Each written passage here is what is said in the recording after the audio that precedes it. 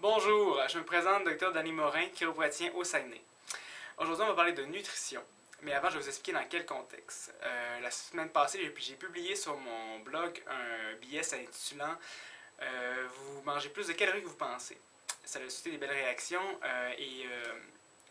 un lecteur, Dominique, me posait une question qui est très pertinente. En gros, il me demandait, Danny, comment est-ce qu'on peut avoir une bonne alimentation si on a une maladie inflammatoire telle que la maladie de Crohn? C'est ça un peu que je vais essayer de répondre aujourd'hui. Mais qu'est-ce que la maladie de Crohn? La maladie de Crohn, c'est une maladie qui crée de l'inflammation au niveau du système digestif, due à des aliments ou des agents allergènes qui viennent, bref, créer une crise d'allergie digestive. C'est aussi une maladie auto-immune, dans le sens que le système immunitaire ne vient pas combattre un agent, une bactérie extérieure, mais vient combattre les propres cellules de l'individu. Tout ça, ça crée beaucoup de problèmes digestifs chez la personne, dont de la diarrhée, de la douleur abdominale, des vomissements, une perte de poids.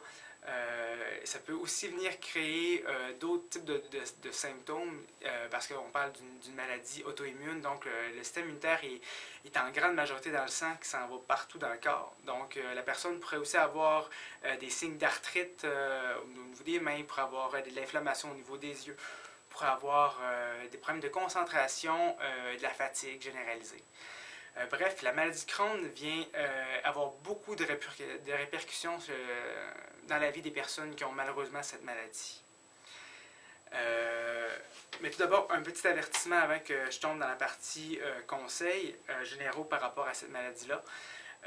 Les informations que je vais vous donner sont pour votre éducation générale. Donc, ce n'est pas un remplacement de traitement, ce n'est pas des conseils spécifiques à votre condition parce que chaque condition est différente, demande des soins particuliers. Donc, si vous avez la maladie de Crohn ou d'autres problèmes similaires, s'il vous plaît, consultez votre professionnel de la santé. C'est ça. Mais qu'est-ce qu'une personne, bref, peut faire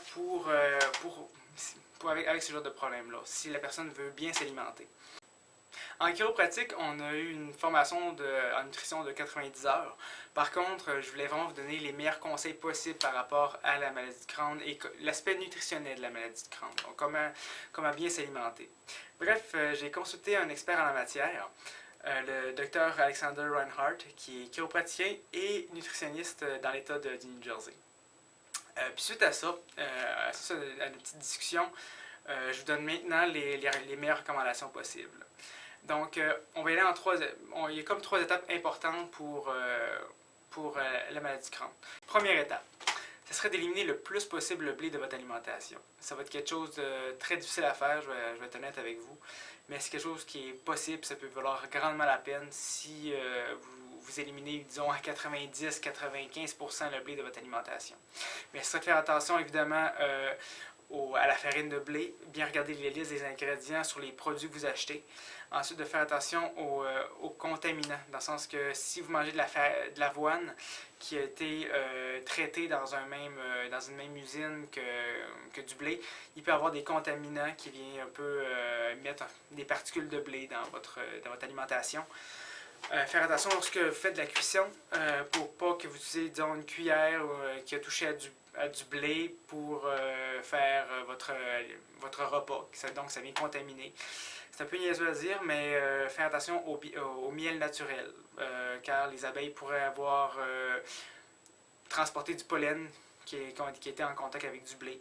Ensuite, faire attention aux additifs alimentaires. Donc là, on parle au niveau des colorants, on parle au niveau des agents de conservation qui pourraient avoir, eux, été faits ou en contact avec du blé.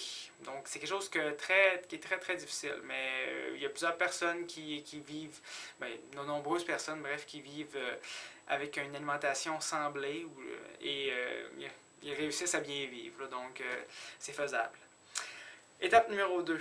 Maintenant que le blé est fait, on va essayer de regarder au niveau de l'alimentation, au niveau des fruits et des légumes, quels sont les fruits et légumes qui vous font réagir.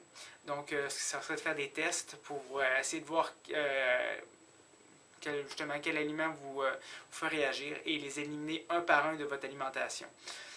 La troisième étape consiste à reconstruire votre système digestif.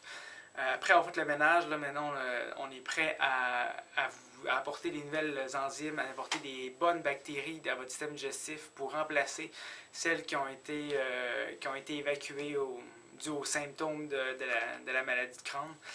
Donc ici, on parle de probiotiques qui vont vous aider à digérer vos fruits, à digérer vos légumes. Fruits et légumes qui valent tellement la peine d'être consommés pour votre santé en général. Bref, c'était 3 conseils généraux au niveau de la maladie de Crohn qui, s'y sont appliqués et sont essayés pendant une période de quelques mois parce que c'est vraiment pas magique, puis il faut que votre corps s'adapte au changement. En théorie, ça devrait avoir des bons résultats. Donc, je vous souhaite la meilleure des chances si vous avez la maladie de Crohn ou une autre maladie inflammatoire au niveau du système digestif. Et j'espère que c'était éducatif pour vous.